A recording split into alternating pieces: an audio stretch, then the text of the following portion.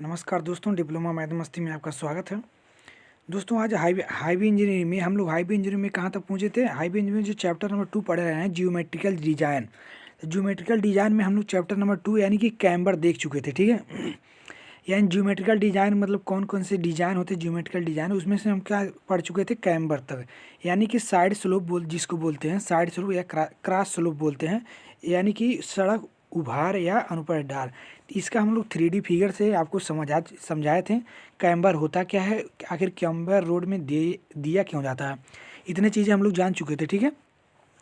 अब हम जानेंगे इस कैम्बर का स्ट्रक्चर बनाए थे। कैम्बर में क्या है कि ऊपर क्या होता है, थोड़ा सा क्या हो स्लोप दिया जाता है, बीच में जो जैसे ये आपका रोड है तो बीच में क्या होता है, रोड के किनारे पे क्या होता है, ढालू होता है, ढाल होता है, ठीक है।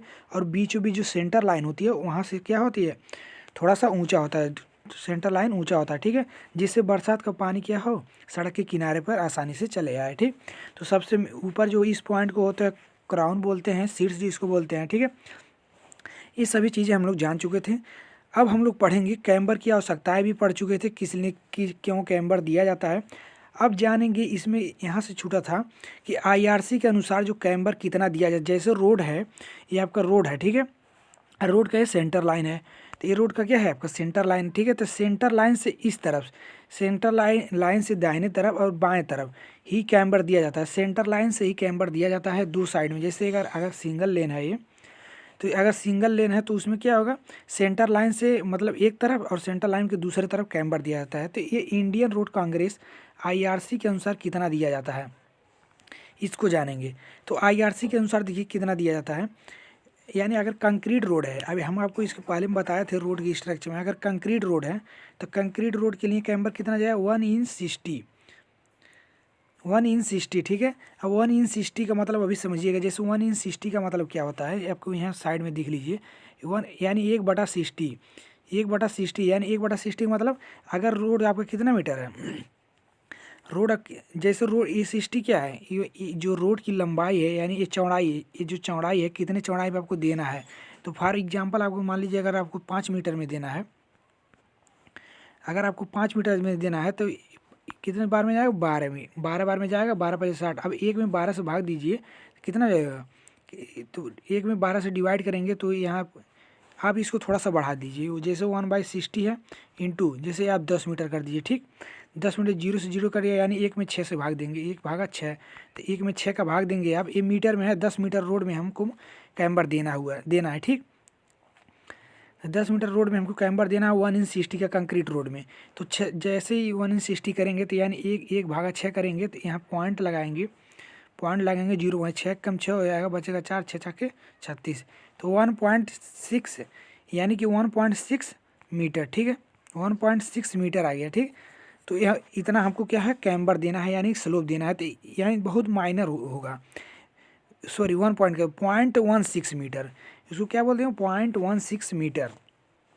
यानी 10 मीटर का ये रोड है आपका, 10 मीटर का रोड अगर है तो आपको कितना देना पड़ेगा, 16 सेंटीमीटर कैम्बर देना पड़ेगा, ठीक है।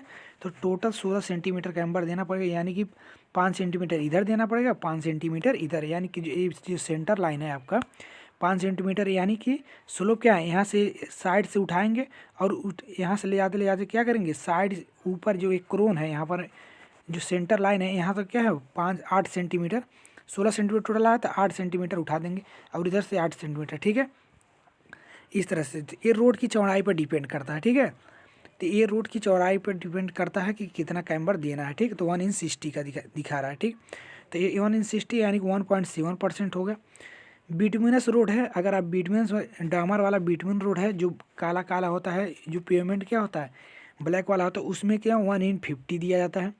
WBM रोड है यानी ग्रेवल वाला WBM रोड है आपका, वाटर बांड मैकेडम रोड है तो 1/40 का दिया जाएगा कैम्बर।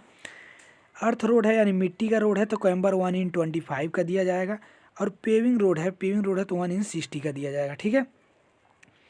तो 1/60 का कैम्बर दिया जाएगा, ठीक है। समझ में आया कैसे कैम्बर दिया जाता है। फॉर एग्जाम्पल जैसे आप समझ लीजिए, अब एक एग्जाम्पल से और समझिए। जैसे यहाँ पर दिया हुआ है यहाँ से यहाँ तक कितना है रोड, यहाँ से यहाँ तक कितना है 6 मीटर है। जैसे यहाँ की एग्जाम्पल में दिया हुआ है 6 मीटर है, ठीक है। आपको ये कौन सा रोड है, कंक्रीट रोड है, ठीक है। कंक्रीट रोड है, एक कैम्बर दिया हुआ है आपको, तो एक कंक्रीट रोड में समझिए कैम्बर दिया हुआ है, तो इसको कैसे कैम्बर देंगे, वन यानी 6 मीटर का रोड है, तो यानी इधर 3 मीटर सेंटर लाइन से 3 मीटर इधर हुआ, यानी दाहिने से राइट साइड, और 3 मीटर लेफ्ट साइड और 3 मीटर राइट साइड होगा, ठीक है। तो 1/60 का हमको देना है, तो 1/60 इंटू 6 यही तो होगा। 1/60 मतलब 1/60 मतलब 1/60, और टोटल हमको कितने मीटर पे देना है, 6 मीटर पे। यहाँ से यहाँ तक टोटल 6 मीटर है, ये टोटल 6 है, तो इतना कितना होगा, 3 मीटर होगा, ठीक है। तो इतना कितना होगा, इतना 3 मीटर होगा, और इतना 3 मीटर होगा। तो 3 मीटर पर पहले दीजिए, सेंटर लाइन की एक साइड में 3 मीटर पर देंगे तो कितना हो जाएगा, 20 होगा। 20 होगा तो भाग जाएंगे तो 0.05 आएगा मीटर में, और जो सेंटीमीटर में चेंज करेंगे 5 सेंटीमीटर होगा, होगा ना। तो कैम्बर हम कितना, इतने में एक साइड में हम कितना 5 सेंटीमीटर का कैम्बर देंगे, फिर दूसरे साइड में भी 5 सेंटीमीटर का कैम्बर, यहाँ साइड से उठाएंगे और ऊपर ले जाते जाए तो 5 सेंटीमीटर मैक्सिमम इसका ऊंचाई इसका कर देंगे, ठीक है। तो इस तरह से इसका स्लोप दिया जाता है। अब कैम्बर कितने प्रकार के होते हैं इसके जान लेते हैं। तो कैम्बर जिसको जान लेते हैं, कैम्बर कितने प्रकार की होती हैं। तो कैम्बर जो है, कैम्बर आपका कितने प्रकार के हैं, कैम्बर आपका कितना है टोटल, ये एक तो है कैम्बर आपका सर्कुलर कैम्बर। सर्कुलर कैम्बर क्या होता है, जैसे एक रोड है आपका, ये रोड है, ये आपको क्या है, सर्कुलर कैम्बर है, ये मतलब ये सर्कुलर होगा, ठीक है, इस टाइप का कैम्बर होगा, ठीक। दूसरा आपका है, दूसरा कैम्बर पैराबोलिक कैम्बर होता है। एक पैराबोलिक परवलयी कैम्बर होता है, ठीक है, पैराबोलिक कैम्बर होता है। ये क्या होता है, इस तरह से हुआ, जैसे ये आपका रोड है, तो ये पैराबोलिक कैम्बर के हिसाब से होता है,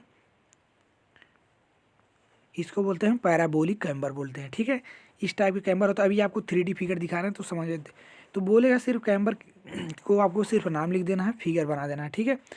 अब इलिप्टिकल कैम्बर होता है, एक इलिप्टिकल कैम्बर होता है। ये एक इलिप्टिकल कैम्बर का क्या मतलब, पहले थोड़ा सा स्ट्रेट लाइन जाएगा, स्ट्रेट लाइन जाएगा, उसके बाद थोड़ा सा यहाँ सर्कुलर हो जाएगा, ठीक है, फिर स्ट्रेट लाइन जाएगा, स्ट्रेट लाइन जाएगा, ठीक। ये होता है इलिप्टिकल कैम्बर होता है ये। उसके बाद क्या होगा, देखिए कंपोजिट कैम्बर एक होता है, एक कंपोजिट कैम्बर होता है, ठीक है, कंपोजिट कैम्बर होता है, एक कंपोजिट कैम्बर।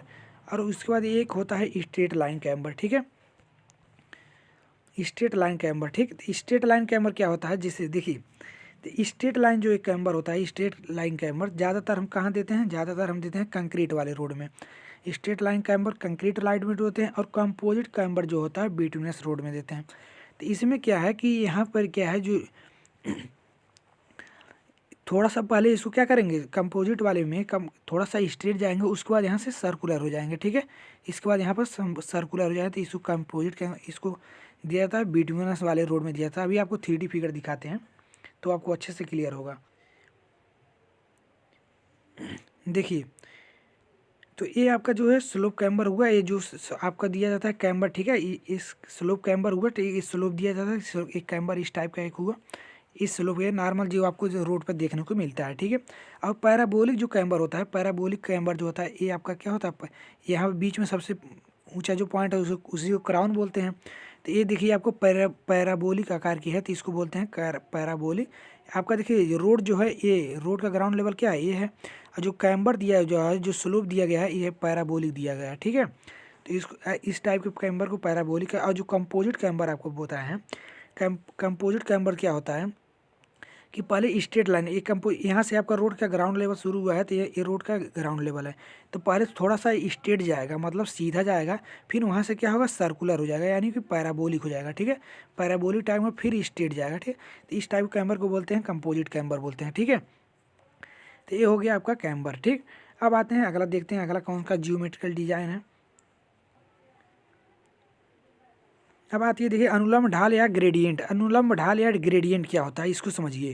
तो अनुलंब जो ढाल होता है उसको समझिए, अनुलंब ढाल पहले उसे समझिए कि ग्रेडियंट होता क्या है।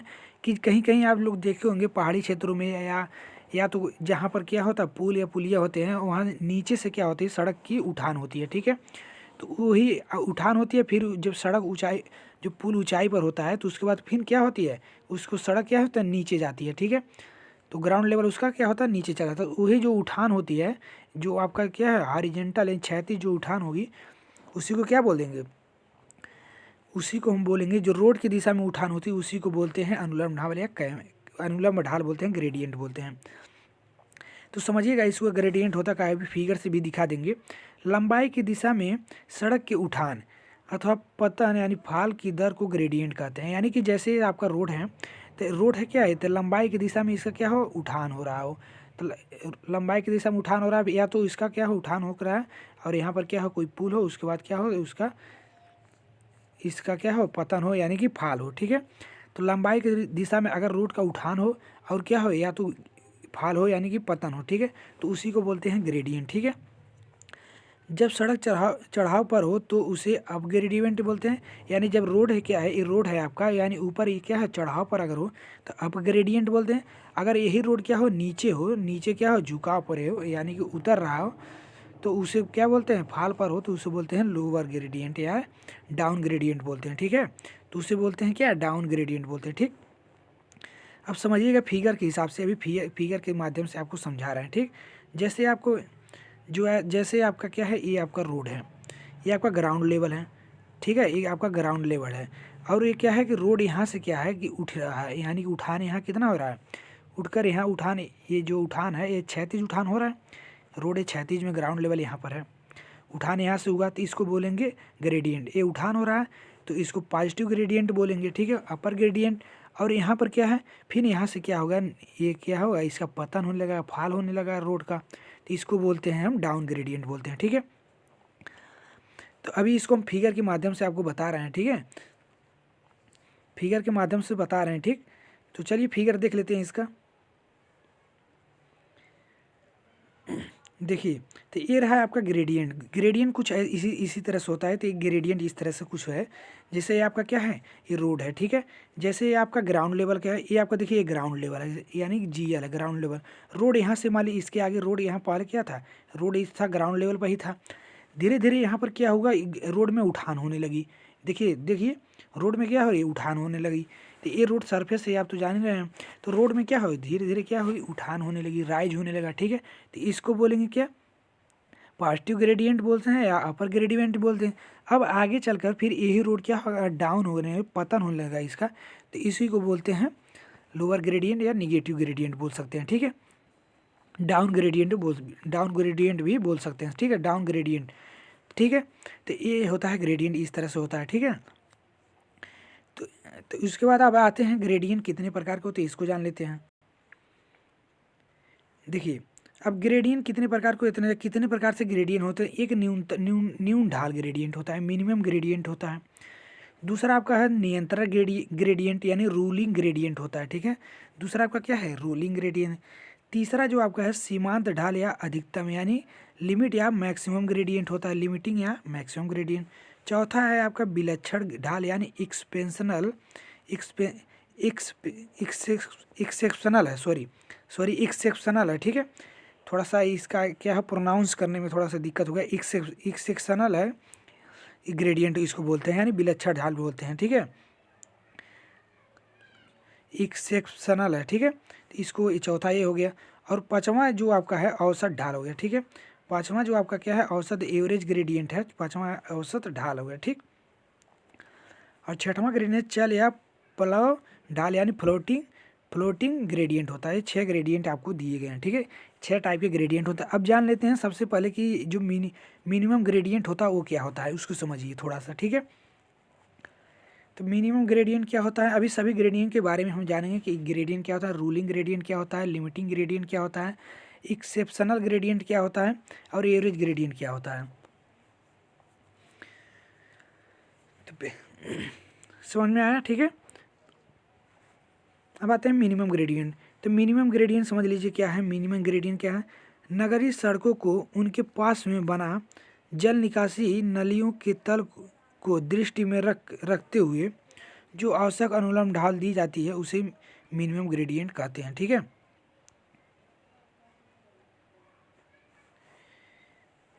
बोल रहा है कि नगर की जो सड़कें होती हैं, नगर की सड़कों को पास ढाल यानी जो रोड है उसमें साइड में क्या है, उसके स्लोप को, यानी रोड है उसके साइड में स्लोप जो पास ढाल होती हैं उसको देखते हुए बनी वर्षा की जल निकासी नलियों के, जो वर्षा के जल निकासी नलियों के तल को दृष्टि में रखते हुए जो आवश्यक अनुलंब ढाल दी जाती है, यानी कि जो आवश्यक अनुलंब ढाल दी जाती है जिससे क्या हो, वर्षा का पानी क्या हो नाली में चला जाए, उसी को बोलते हैं मिनिमम ग्रेडियंट।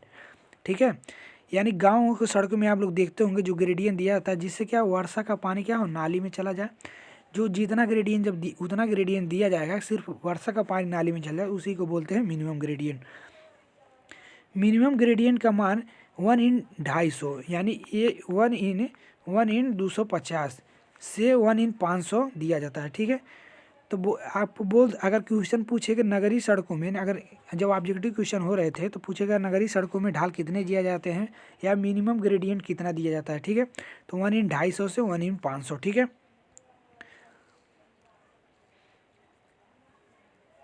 अब आता है रूलिंग ग्रेडियंट। तो रूलिंग ग्रेडियंट क्या होता है इसको जानते हैं। रूलिंग ग्रेडियंट को हम बोलते हैं डिजाइन ग्रेडियंट भी बोलते हैं।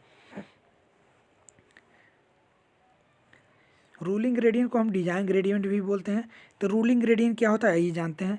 सड़क के इस ढाल पर वाहन बिना अधिक शक्ति खर्च किए लंबी दूरी तक चल सके, यानी कि अधिक जो रोड ऐसा ढाल देंगे, यानी ये रोड है, ठीक है, ये रोड है, रोड में ऐसा ग्रेडियंट देंगे जिससे क्या हो कि आपको जो वाहन है उसको अधिक शक्ति न लगाना पड़े। ठीक है, अधिक शक्ति न खर्च करना पड़े और लंबी दूरी क्या हो चल सके, आवश्यक होने पर रुक सके और उनके नीचे की तरफ लुढ़कने की डर न रहे, ऐसी ढाल रूलिंग ग्रेडियंट कहलाती है। ठीक है, अब समझिएगा रूलिंग ग्रेडियंट क्या होता है। तो रूलिंग ग्रेडियंट वो होता है कि जिससे क्या हो कि यानी उस चढ़ान पर चढ़ने के लिए जो वाहन को अधिक शक्ति की आवश्यकता ना पड़े, यानी अधिक शक्ति की आवश्यकता ना पड़े और इतना रूलिंग ग्रेडियंट दिया जाए कि वो कम से कम शक्ति में आसानी से चढ़ सके और आवश्यक होने पर उस पर क्या है वहीं रुक सके। ठीक है, वहीं आवश्यक होने पर रुक सके और फिर क्या है कि वो पीछे लुढ़कने की डर भी नहीं रहे। ऐसा नहीं कि जो क्या है ढाल बहुत अधिक कर दिया जाए और वहाँ की ज़रूरत पड़े रुकने के लिए तो वो पीछे चला है गाड़ी, इसलिए इससे एक्सीडेंट हो जाए। तो इसलिए स्लोप इतना दिया जाए कि वहाँ पर क्या है ज़रूरत पड़ने पर गाड़ी को रोक भी सकते हैं। जैसे ट्रैफिक अधिक हो गया तो ग्रेडियंट पे, तो वहाँ पर गाड़ी रोक भी सकते हैं और रोक दें तो गाड़ी पीछे नहीं आए। ठीक है, तो ऐसे ग्रेडियंट को हम बोलते हैं रूलिंग ग्रेडियंट या डिजाइन ग्रेडियंट। ठीक है,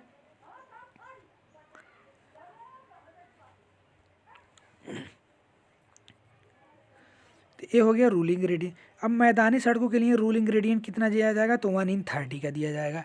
तो मैदानी सड़कों के लिए 1/30 का। पहाड़ी सड़कों के लिए कितना 1/20 का दिया जाएगा। ठीक है, तो पहाड़ी सड़कों के लिए 1/20। इसमें ग्रेडियंट कैसे दिया जाएगा, 1/30 का आ रहा है ना, तो 1/30 का आ रहा है। अब देखेंगे लंबाई में कितने हमको ग्रेडियंट देना है, यानी कि लंबाई में यहाँ से मान लीजिए ग्राउंड लेवल इस पे से है, यहाँ ग्राउंड लेवल यहाँ से है। देखिए ग्राउंड लेवल क्या है, ये आपका ग्राउंड लेवल यहाँ से है, यहाँ से है। ठीक है, आपको अब यहाँ पे ग्रेडियंट दे ले रहे हैं तो मैदानी एरिया है तो 1/30 का देंगे। तो यहाँ से यहाँ तक देखेंगे कितना मीटर है, उसका जो भी मीटर में रहेगा, मान लीजिए कितना मीटर है 50 मीटर है, तो 50 मीटर है तो यानी कि 1/30 इंटू 50 मीटर जितना आएगा उसी हिसाब से यहाँ तक के ढाल दे दिया जाएगा। ठीक है, अब लिमिटिंग ग्रेडियंट कितना होता है, लिमिटिंग ग्रेडियंट क्या होता है इसको जानते हैं। तो लिमिटिंग ग्रेडियंट इसको समझिएगा, इस या मैक्सिमम ग्रेडियंट भी बोलते हैं। इस ढाल के कारण वाहन को चढ़ाई पर अधिक शक्ति लगानी पड़ती है, यानी ये जो लिमिटिंग ग्रेडियंट होती है यानी मैक्सिमम ग्रेडियंट भी इसको बोलते हैं। तो वाहन की चढ़ाई पे क्या होता है अधिक ढाल देना पड़ता है। ठीक है, अधिक शक्ति का भी यह क्या है स्लोप अधिक होगा तो चढ़ने में शक्ति भी अधिक है, उतरने पर क्या है ब्रेकों पर आवश्यक दाब लगाना पड़ते हैं।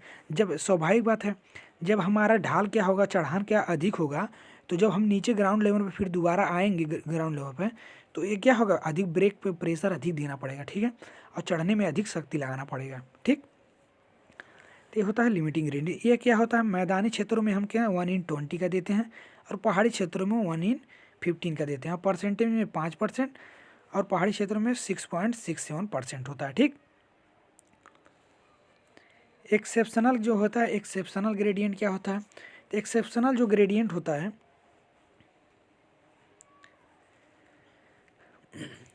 स्पेशल कंडीशन में किसी बाधा को लांघने के लिए सड़क की सीमांत ढाल से अधिक ढाल देनी होती है।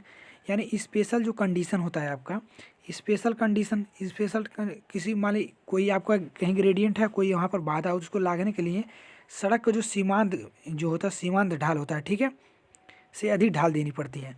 जो सीमांत ढाल होता है, अभी आपको सीमांत ढाल जो बताए हैं, ठीक है, तो उससे अधिक ढाल देना अगर पड़े तो आवश्यक पड़े तो उसी को बोलते हैं एक्सेप्शनल कंडीशन बोलते हैं, ठीक है, उसी को एक्सेप्शनल कंडीशन बोलते हैं। तो इसको बोलते हैं एक्सेप्शनल कंडीशन। मतलब सीमांत ढाल का मतलब ये है कि अधिक क्या हो, उसका ऊंचाई क्या हो, ऊंचान क्या हो, अधिक हो, यानी कि वाहन को चढ़ने के लिए क्या हो, अधिक शक्ति की आवश्यकता पड़े। अगर उससे भी अधिक अगर किसी कंडीशन बाधा को लागने के लिए अगर कहीं देना पड़ रहा है तो उसी को बोलते हैं एक्सेप्शनल ग्रेडियंट बोलते हैं, ठीक है। तो मैदानी 1/12 पहाड़ी सड़कों में 1/12 का, और मैदानी सड़कों के लिए 1/15 का, ठीक है। तो ये आपको कहीं अगर देखने को भी मिलेगा तो पहाड़ी क्षेत्रों में मिलता है, ठीक है।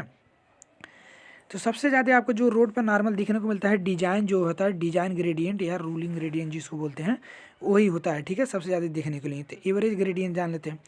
एवरेज ग्रेडियंट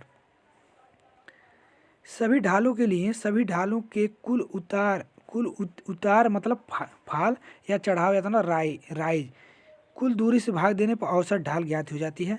यानी कि जितने हमको चढ़ान होती है या जितने हमको क्या होती है उतार होती है, मतलब फाल होता है, उसे कुल दूरी की औसत दूरी से भाग देने पर, कुल दूरी से उसमें क्या हो भाग, जो जितने मीटर है कुल दूरी से भाग देने पर औसत जो ढाल होगी वही होती है मेरा क्या, एवरेज ढाल होती है, ठीक है। फॉर एग्जाम्पल ए तथा बी बिंदु की औसत जो ढाल होती है 10/क्या है 5000, यानी 1/500 बोल सकते हैं इसको, 1/500, यानी कि क्या हुआ कि औसत जो ढाल होती है एवरेज 1 क्या होता है 500 होता है, 1/500, ठीक।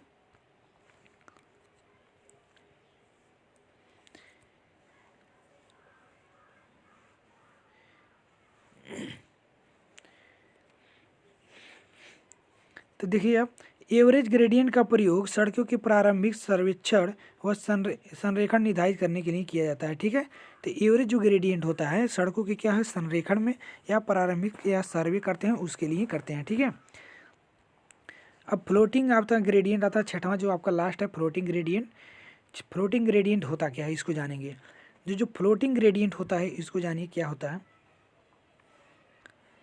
समान गति से चलता हुआ कोई वाहन जब डाउन ग्रेडियंट पर आता है तब बिना ब्रेक लगाए यदि वह समान गति बनाए रखता है तब ऐसी ढाल को फ्लोटिंग ग्रेडियंट बोलते हैं, ठीक है। यानी इसको समझिए क्या कह रहा है। अगर क्या हो कि डाउन ग्रेडियंट, जैसे मान लीजिए आप कहीं चढ़ें, राइज पर चढ़ें, अब वहाँ से क्या है जब मेरा फॉल हो रहा है, यानी कि क्या होता है डाउन ग्रेडियंट पे जा रहे हैं, उतार हो रहा है, यानी कि वाहन क्या उतर रहा है ग्रेडियंट से, ऊंचाई से, तो क्या है बिना ब्रेक लगाए समान गति, जितने गति से चढ़ा है उसी गति में बिना ब्रेक लगाए अगर चल रहा है तो ऐसे जो ग्रेडियंट होता है, ऐसे जो ढाल होती हैं उसे हम फ्लोटिंग ग्रेडियंट बोलते हैं, ठीक है। तो ये हो गया ग्रेडियंट। तो अब आई होप आपको क्लियर हुआ होगा कि ग्रेडियंट होता क्या है, ठीक है, ग्रेडियंट होता क्या है, सॉरी, और ग्रेडियंट कितने प्रकार के होते हैं, ठीक है, और कैसे कैसे दिया जाता है, ठीक है। अब इसका अगला जो आपका टॉपिक है तो डिजाइन स्पीड क्या होता है। अभी आप समझेंगे कि डिजाइन स्पीड क्या होता है। कहीं कहीं आप देखे होंगे रोड पर, जैसे ये रोड है, रोड के किनारे पे पत्थर पे लिखा रहता है कि मैक्सिमम स्पीड इतना कि 80 किलोमीटर पर आवर, ठीक है। तो मतलब वो क्या है कि उस रोड पर आप 80 किलोमीटर पर आवर के आगे नहीं चला सकते हैं गाड़ी, ठीक है। जो स्पीड है आपका गाड़ी की, यानी 80 किलोमीटर प्रति घंटा की स्पीड से चला सकते थे। वो रोड 80 किलोमीटर प्रति घंटा के अधिक से अधिक उसी इस स्पीड के लिए डिज़ाइन की गई है, ठीक है। तो क्या है वाहनों के जिस चाल के लिए सड़क का डिज़ाइन किया जाता है वह सड़क की डिज़ाइन स्पीड कहती है। यानी कि मैक्सिमम उससे 80 से ज़्यादा के लिए वो डिज़ाइन सड़क नहीं की गई है, उससे आगे अगर आप चलाते हैं गाड़ी तो एक्सीडेंट की चांस हो सकती है, ठीक है। तो ये होता है डिज़ाइन स्पीड, ठीक है। अब आईआरसी के अनुसार डिज़ाइन स्पीड कितना होना चाहिए, आईआरसी के अनुसार तो क्या हो, तो इंडियन रोड कांग्रेस के अनुसार डिज़ाइन ये रोड के लिए इंडियन रोड कांग्रेस ने अलग अलग रोड के लिए अलग अलग डिज़ाइन स्पीड तय की है, ठीक है। अगर आप नेशनल हाईवे एनएच की बात करते हैं, नेशनल हाईवे या स्टेट हाईवे दोनों के लिए बात करते हैं, तो सामान्य जो मैदानी क्षेत्र है 100 किलोमीटर पर आवर उस पर स्पीड चल सकते हैं। न्यूनतम 80 है, मैक्सिमम जो क्या सामान क्या है 100 है, न्यूनतम 80 है, ठीक है। पहाड़ी क्षेत्रों की बात करते हैं तो सामान्यतः है 50 किलोमीटर, नहीं तो न्यूनतम 40 किलोमीटर चल सकते हैं, ठीक है। एमडीआर रोड है, मेजर डिस्ट्रिक्ट रोड है, ये क्या है पहला जो है नेशनल हाईवे और स्टेट हाईवे दोनों के लिए है। मेजर डिस्ट्रिक्ट रोड 80 किलोमीटर पर हावर के समान है, कम से कम आप 65 किलोमीटर चल सकते हैं। अब पहाड़ी क्षेत्रों में अगर देखें आप तो 40 किलोमीटर और कम से कम 30 किलोमीटर, ठीक है। अब अदर डिस्ट्रिक्ट रोड में आप क्या देखेंगे, अदर डिस्ट्रिक्ट रोड में अगर समतल क्षेत्र है तो मैक्सिमम यानी सामान्यतः है आप कितना 65 किलोमीटर, कम से कम 50 किलोमीटर। मैदानी क्षेत्रों में 30 किलोमीटर और क्या है कम से कम क्या है 25 किलोमीटर। इसी तरह से विलेज रोड में देखेंगे तो समानता कितना होगा, समतल एरिया में 50 किलोमीटर, गांव में और न्यूनतम 40, ठीक। स्टेट हाईवे का यहाँ पर भी बताएं 180, ठीक है। तो ये होता है IRC के अनुसार डिजाइन स्पीड ये तय होती है। अब कुछ छोटे छोटे टर्म है रोड की, उसको समझ लेते हैं, ठीक है। कुछ छोटे छोटे रोड के टर्म्स हैं, उसको समझ लेते हैं क्या होती है, ठीक। तो यानी गति स्पीड क्या होती है, यानी कि स्पीड लिमिट क्या होती है, स्पीड लिमिट को समझते हैं। तो स्पीड लिमिट क्या है, तो मोटर व्हीकल एक्ट के तहत, यानी जो मोटर व्हीकल एक्ट है उसके तहत क्या हो कह रहा है, सड़क की किसी लंबाई में घनी आबादी, पुल, संगम और सड़क की मरम्मत विस्तार को देखते हुए अधिकतम चाल निर्धारित कर दी जाती है, यही गति सीमा कहलाती है। समझ पा रहे हैं, यानी सड़क की क्या है पॉपुलेशन, यानी जो मोटर व्हीकल एक्ट जो है उसके तहत एक एक्ट है, उसमें क्या है उसके तहत कहा गया है कि सड़क की क्या है लंबाई, जो सड़क की लेंथ है, उसमें क्या है पॉपुलैरिटी, जो आबादी है घनी आबादी है, पुल है और भी क्या है संगम हो, रोड के क्या है संगम हो, तो उसके अनुसार ये सड़क की क्या हो एक स्पीड, अधिकतम स्पीड क्या होती है तय कर दी जाती है, डिजाइन कर दी जाती है, जो उसकी क्या होती है स्पीड लिमिट या गति सीमा कहलाती है, ठीक है। अब अगला क्या है, अगला क्या होता है दर्श दूरी क्या होती है। दर्श दूरी बोलते हैं जिसको साइड डिस्टेंस बोलते हैं या विजिबिलिटी डिस्टेंस बोलते हैं। अब ये क्या होता है दर्श दूरी, के भी इसको समझिएगा। दर्श दूरी एक होता है कि जैसे आप बाइक चला रहे हैं, ठीक, फॉर एग्जांपल आप रोड पर बाइक चला रहे हैं तो आपकी आंखें जितने दूर तक क्या है रोड को देख सकती है, साफ साफ है, उसी को बोलते हैं हम साइड डिस्टेंस या दर्श दूरी बोलते हैं, ठीक है। यही इसमें बताया गया, ठीक है। तो यहाँ पर क्या है, साइड डिस्टेंस सड़क पर वह दूरी है, वह सीधी दूरी है, ठीक है। सीधी दूरी जहाँ तक वाहन अपनी स्थिति से आगे को साफ साफ देख सके और सामने सड़क पर स्थित खतरे को पहचान सके और वाहन को सुरक्षित रोक सके, ठीक है। तो वही बताया है कि जहाँ तक क्या है आप अपने वाहन से क्या है साफ साफ दूरी देख सकें और कोई खतरा है तो उसको क्या करें गाड़ी को रोक सके, ठीक है। तो उसी को बोलते हैं हम साइड डिस्टेंस, सुरक्षित उसको रोक सकें तो साइड डिस्टेंस बोलते हैं, ठीक है। साइड डिस्टेंस या दर्श दूरी। अब जो क्या है सामान्य मनुष्य के जो चालक होते हैं उसकी साइड डिस्टेंस कितनी होनी चाहिए, तो साइड डिस्टेंस वाहन चालक की आँख की सड़क सतह से ऊंचाई, बाधा की आकृति, सड़क के वक्र, संगम इत्यादि पर निर्भर करता है, ठीक है। जो साइड डिस्टेंस फॉर एग्जांपल आप समझिए कि वाहन की चालक की आँख यानी कि वाहन की जो क्या है कि वाहन के चालक की जो आँख है तो उसमें अगर कोई दोष नहीं रहेगा, अगर आँख में वाहन के जो चालक है उसमें आँख में कोई अगर दोष नहीं है, निकट दृष्टि दोष नहीं है न दूर दृष्टि दोष है, तो सामान्य क्या है, तो सामान क्या है अधिक दूरी तक देख सकता है, उसका साइड डिस्टेंस क्या होगा अधिक होगा। उसी तरह से क्या होगा, अगर क्या है मान लीजिए सड़क सतह की ऊंचाई पर, मान लीजिए आप ऊंचाई पर ग्रेडियंट पर चढ़ रहे हैं तो वो दर्श दूरी कुछ और होगी। अगर कोई बीच में बाधा आ जा रहा है, ठीक है, तो दर्श दूरी क्या हो कम होगी। बीच में अगर मान लीजिए आप जा रहे हैं और सड़क क्या है टर्न कहीं हुआ तो दर्श दूरी क्या है आपको कितना दिखाएगा, यहाँ आप अगर यहाँ पर हैं आप यहाँ पर आप बाइक से हैं, ठीक, तो आपको कहाँ दिखेगी, यहीं तक दिखेगी, इधर के साइड में टर्न तो दिखेगा नहीं। तो साइड डिस्टेंस यहाँ पर इस पे भी निर्भर करती है, ठीक है। अगर कोई संगम आ गया, संगम मतलब क्या है एक रोड इधर से जा रही है और दूसरा रोड क्या है इधर से क्रॉस कर रही है, तो आपका क्या होगा साइड डिस्टेंस इस पर भी निर्भर कर देगा, ठीक है। बीच में बहुत सारी रिस्ट्रिक्शन बाधाएँ आ जाएंगी, ठीक, तो जिससे साइड डिस्टेंस कम होगा। और जो सामान्य मनुष्य का जो साइड डिस्टेंस होता है ये लगभग कितना होता है 300 मीटर होता है, ठीक है। तो 300 मीटर तक आदमी क्या हो बाधाओं को देख सकता है और उसको सुरक्षित रोक भी सकता है, ठीक है। तो सड़क वाहन चालक समतल सतह पर 300 मीटर तक की दूरी देख सकता है, तो कितना देख सकता है 300 मीटर तक, ठीक है। तो अभी हम जो यहाँ पर बताए हैं वाहन की क्या है वक्र आ गया, मोड़ आ गया, देखिए तो ये साइड डिस्टेंस, तो यहाँ से यहाँ तक इसकी साइड डिस्टेंस कितनी होगी यहीं तक होगी। जब मोड़ आ जाएगा क्षैतिज होगा तो साइड डिस्टेंस इस तरह होगा। वर्टिकल अगर इस पर कहीं चढ़ा रहा है तो क्या है साइड डिस्टेंस कितना होगा, तो साइड डिस्टेंस वो कितना दिखेगा, इतना ही दिखेगा, यहीं तक दिखेगा, यहाँ से फिर इसके नीचे तो देख नहीं पाएगा, फिर जब तक गाड़ी यहाँ लेकर नहीं आएगा तब तक यहाँ कैसे दिखेगा। इसी तरह से साइड डिस्टेंस ये क्या होगा, साइड डिस्टेंस यहाँ है रोड की, तो ये क्या है यहाँ की साइड डिस्टेंस यहाँ की, ये आपको गाड़ी इधर से जा रहा है तो इधर से भी तो गाड़ी आएगा, इधर से भी है, इधर से संगम है, तो इस पे साइड डिस्टेंस डिपेंड करता है। ठीक,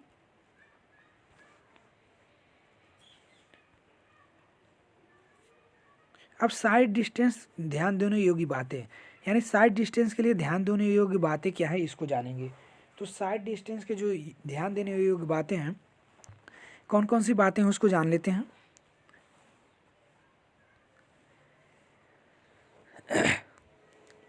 आईआरसी के अनुसार सड़क तल से चालक की आंख की ऊंचाई 1.2 मीटर ऊपर ली जाती है, यानी कि जो सड़क रोड तल होता है, रोड का तल जैसे मान लीजिए आपका रोड है, इसका ग्राउंड लेवल ये है, ठीक है, इसका ग्राउंड लेवल है ये, मान लीजिए ग्राउंड लेवल है, तो इसके जो तल से जो उसकी आंख की ऊंचाई होती है 1.2 मीटर होती है, ठीक है, 1.2 मीटर होती ऊपर ली जाती है। ठीक, सड़क सतह पर ऑब्जेक्ट की ऊंचाई सड़क तल से 15 सेंटीमीटर होना चाहिए, यानी कि जो रोड तल से कोई भी ऑब्जेक्ट जिसको देख रहे हो उसका क्या हो, ऑब्जेक्ट ऊंचाई ऊंचाई क्या हो, वो 15 सेंटीमीटर रोड से ऊपर होना चाहिए। ठीक है, वाहन की स्पीड जितनी अधिक होगी साइड डिस्टेंस कम होगा, स्वाभाविक बात है, आप जितना तेज़ी से चलेंगे उतने आगे जल्दी से पहुँचेंगे, यानी साइड डिस्टेंस आपका क्या हो उतना क्या है उतना ही अधिक होगा, जितना तेज़ी से यहाँ लिखा हुआ वाहन की स्पीड जितनी अधिक होगी साइड डिस्टेंस उतना ही अधिक होगा। ठीक, यानी जितने तेज़ी से चलेंगे उतने तेज़ी से, मान लीजिए यहाँ स्पीड बढ़ा दिए तो आप जल्दी से यहाँ तक पहुँच जाएंगे और साइड डिस्टेंस क्या होगा और आगे हो जाए, तो स्पीड पे डिपेंड भी करता है। ठीक है, तो जितने तेज़ी से चलेंगे उतना ही आगे हमको आपको दिखाई देगा। ठीक,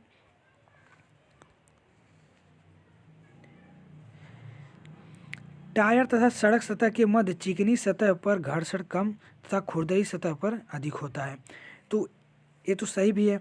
अगर आपको टायर तथा सड़क सतह के मध्य चिकनी अगर सतह है तो आपको घर्षण कम लगेगा, अगर खुरदरी सतह है तो घर्षण अधिक लगेगा। ठीक है, आईआरसी के अनुसार जो घर्षण गुणांक होता है 0.4 लिया जाता है इंडियन रोड कांग्रेस के अनुसार। ठीक, और क्या होता है जो इसके जो साइड डिस्टेंस है और किस पे डिपेंड करता है, प्रशिक्षण काल पर, प्रशिक्षण काल पर यानी कि बोध काल पर। आप जान लेते हैं बोध काल क्या होता है, इंपॉर्टेंट है। ठीक है, तो बोध काल क्या होता है इसको समझिएगा। सड़क पर किसी रुकावट या खतरा देखने या महसूस करने के लिए जितने देर बाद ड्राइवर गाड़ी को ब्रेक लगाने का निर्णय लेता है प्रशिक्षण टाइम बोल कहलाता है। ठीक है, अब समझ गया ये क्या होता है। फॉर एग्जांपल आप बाइक चला रहे हैं, ठीक है, ये रोड है, अब यहाँ पर आप बाइक के क्या है चला रहे हैं, ठीक है, बाइक चला रहे हैं, अब इसको बाइक चला रहे हैं, ठीक है, और खतरा को देखें, खतरा देखने के बाद आप जितने टाइम में आप क्या हो आप उस पर क्या है ब्रेक लगाने की क्या है निर्णय लें, उसी को बोलते हैं प्रशिक्षण टाइम। फॉर एग्जांपल आप बाइक चला रहे हैं और यहाँ कोई मान लीजिए रुकावट आ गया, ठीक है, या कोई मान लीजिए गड्ढा हो गया तो आपको रोकना है, तो आपको क्या है कि आपके माइंड में एक इमेज बनेगा ना कि हमको ब्रेक मारना है, तो वही जब खतरे को देखकर जितना टाइम लगेगा आपको डिसीजन लेने में कि हमको ब्रेक मारना, उसी को बोलते हैं प्रशिक्षण टाइम या बोधकाल। ठीक है, समझ में। ये क्या होता है 2 से 3 सेकंड तक होता है, 2 से कितने सेकंड, 2 से 3 सेकंड तक ये होता है प्रशिक्षण टाइम। क्लियर हुआ। अब क्या होता है ब्रेक रिएक्शन टाइम, क्या होता है इसको समझिएगा। ब्रेक रिएक्शन टाइम, तो ब्रेक रिएक्शन टाइम क्या होता है इसको समझिए, हेडिंग अलग अलग डाल लीजिएगा। तो ब्रेक रिएक्शन काल उसको बोलते हैं ब्रेक रिएक्शन काल। तो खतरे का आभास हो जाने के बाद, अगर खतरे का आभास अगर जब आपको हो गया कि हमको क्या है यहाँ रास्ते में गड्ढा है या क्या है कोई गाड़ी यहाँ पर गिरी हुई है, ठीक है, या उधर से कोई आ रहा है, ठीक, तथा ब्रेक लगाने के निर्णय के बाद चालक वास्तविक रूप से वाहन की ब्रेक लगाता है। जैसे आप प्रशिक्षण टाइम क्या 2 से 3 सेकंड में आप सोच लेंगे कि हमको ब्रेक लगाना है, ब्रेक लगाने के बाद जैसे ही आप क्या उस पर ब्रेक लगाएंगे तो इसमें कुछ समय लगता है, उसी को बोलते हैं क्या प्रशिक्षण। तो जब निर्णय लेंगे तो प्रशिक्षण टाइम होगा। अब ब्रेक रिएक्शन टाइम को इकट्ठा ही मान लेते, इस टाइम को वाहन कुछ दूरी तक खतरे की ओर बढ़ जाता है। तो इसको समझिएगा, इसको क्या होता है इसको समझिए, ठीक। तो पर सेक्शन टाइम आपको बताया है कि जितने टाइम में वो सोचता है कि हमको ब्रेक लगाना, उसी को पर सेक्शन टाइम बोलते हैं। और फिर जब वास्तविक रूप से उस पर ब्रेक लगा देता है तो गाड़ी को रोकने के लिए जितना टाइम लगता है, कुछ टाइम तो आपको क्या स्क्रीडिंग करते हुए सरकते हुए पहिए जाएगा, तो रुकने में कुछ टाइम तो लगेगा ना। ब्रेक जब एक्चुअल रूप से लगा देंगे तो रुकने में थोड़ा सा टाइम लगेगा। तो टाइम जितने टाइम में लग रहा हो उसी को बोलते हैं ब्रेक रिएक्शन टाइम। यानी कि वो ब्रेक रिएक्शन टाइम को इकट्ठा ही मान लेते हैं। यानी कि ब्रेक लगाएं और जब जितने टाइम वो गाड़ी क्या हो खतरे की ओर आगे कुछ कुछ दूरी तक बढ़ेगा ना, जैसे यहाँ पर मान लीजिए ब्रेक लगाएं तो आप स्पीड में हैं तो यहाँ तक गाड़ी कुछ दूरी तक स्कीडिंग करते हुए जाएगी, ठीक है। तो कुछ दूरी तक क्या हो आगे बढ़ जाएगी, तो वही जो टाइम लगा उसी को बोलते हैं ब्रेक रिएक्शन टाइम, ठीक। अब ब्रोकन दूरी क्या होती है इसको जान लेते हैं। ब्रोकन दूरी क्या होती है, ब्रेक लगाने पर भी वाहन सड़क पर क्या घिसटता यानी स्कीडिंग हुआ कुछ दूर निकल जाता है, तो ब्रेकन दूरी उसको बोलते हैं। वह दूरी क्या होती है, ब्रेकन दूरी कहलाती है। यानी जैसे आप ब्रेक लगाएं तो कुछ दूरी तक क्या हो घिसटता स्कीडिंग करता हुआ क्या कुछ दूरी तक चला जाएगा, ठीक है।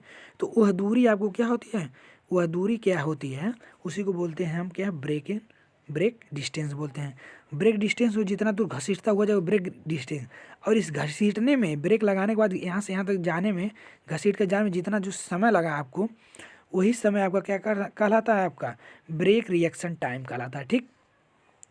अगर आपको ब्रेक रिएक्शन टाइम आपको निकालना है तो जो फार्मूला होता है D=V² बाई 2GF होता है, ठीक है। 2GF होता है, ठीक। अब D क्या है, यहाँ ब्रेक डिस्टेंस है, ठीक, मीटर में। B क्या है, जो गाड़ी है आपका वाहन व्हीकल डिस्टेंस है मीटर पर सेकंड में। टू तो फार्मूला में कांस्टेंट है। G क्या है, एसेलरेशन है यानी कि त्वरण। G का मान कितना होता है 9.8 मीटर पर सेकंड स्क्वायर। और F क्या होता है आपका, कोफिशिएंट ऑफ फ्रिक्शन यानी कि घर्षण गुणांक होता है, ठीक।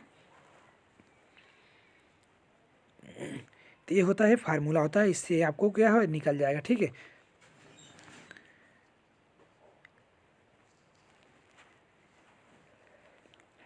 अब IRC के अनुसार घर्षण गुणांक कितना होता है, IRC के अनुसार इंडियन रोड कांग्रेस के अनुसार जो घर्षण गुणांक होगा 30 किलोमीटर प्रति आवर तक कितना हो 0.4 होगा।